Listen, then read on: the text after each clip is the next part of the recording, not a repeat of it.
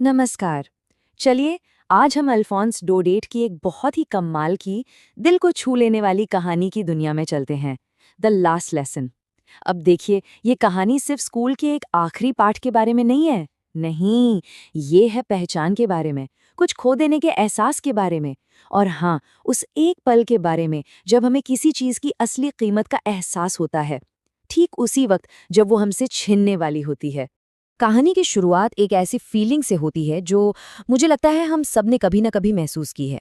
हमारा जो नरेटर है फ्रांस, वो सुबह सुबह स्कूल के लिए लेट हो गया है। ऊपर से उसे पार्टिसिपल्स के टेस्ट का भी डर सता रहा है। मतलब एक बिल्कुल नॉर्मल सुबह की नॉर्मल टेंशन, है ना?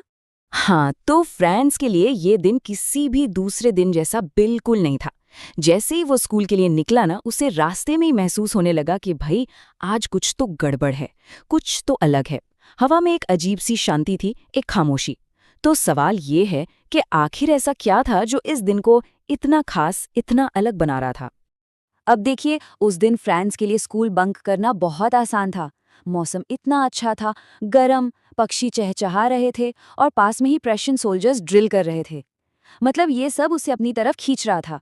पर फिर भी पता नहीं क्यों, एक अनजानी सी ताकत उसे स्कूल की तरफ ले ही गई। था तो ये एक छोटा सा फैसला, पर यही वो फैसला था जो उसे उस दिन के एक बिल्कुल ही असाधारण अनुभव का हिस्सा बनाने वाला था। अच्छा, इस कहानी को ठीक से समझने के लिए थोड़ा सा इतिहास जानना जरूरी है। बात है फ्रैंको प्रोशन युद्ध की, जिसमें फ्रांस की हार हो गई थी। और इसी के बाद बर्लिन से एक ऑर्डर आया, एक फरमान, जिसने अल्सैस और लोरेन के लोगों की जिंदगी को हमेशा के लिए बदल कर रख दिया। आदेश ये था कि अब से स्कूलों में सिर्फ और सिर्फ जर्मन पढ़ाई जाएगी। सोचे, उनकी अपनी भाषा फ्रेंच उनसे छीनी जा रही थी। तो जब फ्रांस आखिरकार स्कूल पहुंचता है, तो वो देखता है कि वहां एक अजीब सी शांति है।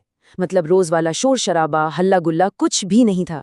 सब कुछ इतना शांत था जैसे कोई संडे की सुबह हो। और यही खामोशी, आप जानते हैं, किसी आने वाले तूफान का इशारा थी। इससे पूरा माहौल और भी मिस्टीरियस हो जाता है। स्कूल की ये जो अजीब सी खामोशी थी ना, ये असल में एक बहुत बड़े राज पर पर्दा डाले हुए थी। एक ऐसा राज जो सीधा बर्लिन से आए एक ऑर्डर में छुपा था। और जब ये राज खुला, तो उसने वाकई सब कुछ बदल कर रख दिया। क्लास के अंदर का सीन तो और भी ज्यादा चौंकाने वाला था। उनके टीचर एम हैमिल, जो हमेशा बड़े स्ट्रिक्ट रहते थे, आज अपने सबसे बेस्ट कपड़ों में थे। और जो बैक बेंचेस थीं, जो हमेशा खाली पड़ी रहती थी, आज उन पर गांव के बड़े बुजुर्ग बैठे हुए थे और सबके चेहरों पर एक अजीब सी सीरियसनेस थी। फ्रांस के लिए तो ये सब किसी पहेली से कम नहीं था। और फिर एम हैमिल की आवाज ने उस सन्नाटे को तोड़ा। उनके शब्द फ्रांस के कानों में किसी धमाके की तरह गूंजे। मेरे बच्चों, ये मेरा आखिरी पाठ है जो मैं तुम्हें दूंगा। अब बर्लिन का वो ऑर्डर सिर्फ एक न्यूज़ नहीं था। नहीं, वो एक कड़वी सच्चाई बन चुका था। एक ऐसी हकीकत जो उनकी पहचान, उनकी अपनी जुबान को उनसे छीन रही थी। ये खबर फ्रांस के लिए एक बहुत बड़े शॉक जैसी थी। बस एक पल में, एक ही झटके में, स्कूल, किताबें, अपने टीचर, इन सब के लिए उसका नजरिया हमेशा हमेशा के लिए बदल गया। ये वो पल था, पछतावे का और एक गहरे एहसास का। फ्रांस के लिए ये सचमुच एक बिजली के झटके जैसा था। उसे एकदम से क्लिक हुआ कि अच्छा, तो टाउन हॉल के बुलेटिन बोर्ड पर जो बुरी खबर लगी थी वो यही थी। अब सारी पहेली सुलझ रही थी। वो खामोशी, टीचर के वो खास कपड़े, गांव वालों का वहां होना, सब कुछ इसी वजह से था। और फ्रांस ने जो बदलाव आया, वो कमाल का था। जिन किताबों को वो कल तक एक मुसीबत समझता था, आज वो उसे अपने पुराने दोस्तों जैसी लग रही थीं। और उसके टीचर एम हैमिल, जिनसे वो हमेशा डरता था, आज उनके जाने के ख्याल से ही उसका दिल भर आया था। और बस यहीं पर फ्रांस को सबसे बड़ा अफसोस होता है। उसे वो सारे पल याद आने लगते हैं जब उसने पढ़ाई छोड़कर पक्षियों के अंडे ढूंढने या खेलने कूदने में अपना टाइम बर्बाद कर दिया था। उसे एहसास हुआ कि उसने अपनी भाषा, अपनी विरासत को कितना ज्यादा फॉर ग्रांटेड लिया था। अब देखिए, उस दिन का जो लेसन था वो सिर्फ ग्रामर के रूल्स के बारे में नहीं था। नहीं, वो एम हैमिल की तरफ से अपनी भाषा के लिए एक बहुत ही इमोशनल फेयरवेल स्पीच थी। उन्होंने समझाया कि कैसे भाषा सिर्फ शब्द नहीं होती, बल्कि वो लोगों की आज़ादी और उनकी पहचान की चाबी होती है। एम हैमिल अपनी मातृभाषा को सिर्फ एक भाषा की तरह नहीं, बल्कि एक कल्चरल ट्रेजर, एक सांस्कृतिक खजाने की तरह पेश करते हैं।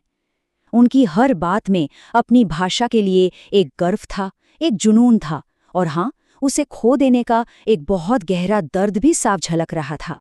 एम हेमिल का मैसेज बिल्कुल क्लियर था कि जब किसी देश को, किसी कौम को गुलाम बना लिया जाता है, तो जब तक वो अपनी भाषा को मजबूती से थामे रहते हैं ना, तो ये ऐसा है मानो उनके पास अपनी ही जेल की चाबी हो। भाषा सिर्फ बातचीत का एक तरीका नहीं है, बल्कि गुलामी के खिलाफ आवाज उठाने का, लड़ने का सबसे बड़ा हथियार है। और फिर वो पल आ ही गया जिसका सबको डर था, लेसन का अंत। ये एक बहुत ही मार्मिक, बहुत पावरफुल और खामोश विदाई थी। वक्त तेजी से गुजर रहा था। घड़ी की हर एक टिक टिक जैसे एक पूरे युग के खत्म होने का ऐलान कर रही थी। और फिर प्रशियन सोल्जर्स के ट्रम्पेट्स की आवाज। ये आवाज इस बात का सिग्नल थी कि अब एक नया दौर शुरू हो रहा है, एक ऐसा दौर जिसमें उनकी अपनी भाषा के लिए कोई जगह नहीं होने वाली थी। आखिर में एम हैमिल खड़े हुए। उनका चेहरा बिल्कुल पीला पड़ चुका था। उन्होंने कुछ बोलने की कोशिश तो की, लेकिन इमोशंस इतने हावी हो गए कि जैसे किसी ने उनका गला पकड़ लिया हो। वो कुछ बोल ही नहीं पाए। 40 साल की सर्विस के बाद ये उनकी एक खामोश विदाई थी। तो जब वो बोल नहीं पाए, उन्होंने चौक का एक टुकड़ा उठाया और जितनी भी ताकत उनमें बची थी, उस पूरी ताकत से ब्लैकबोर्ड पर लिखा, विव ला फ्रांस, यानी फ्रांस अमर रहे।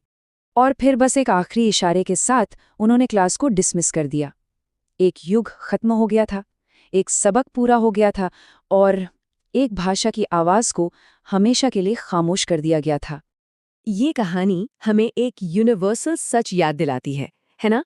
कि अक्सर हमें किसी चीज़ की असली कीमत तभी समझ आती है जब वो हमसे छिनने वाली होती है। और ये हमें सोचने पर मजबूर करती है कि हम अपनी ज़िंदगी में ऐसी कौन-कौन सी चीज़ों को फॉर ग्रांटेड ले रहे हैं।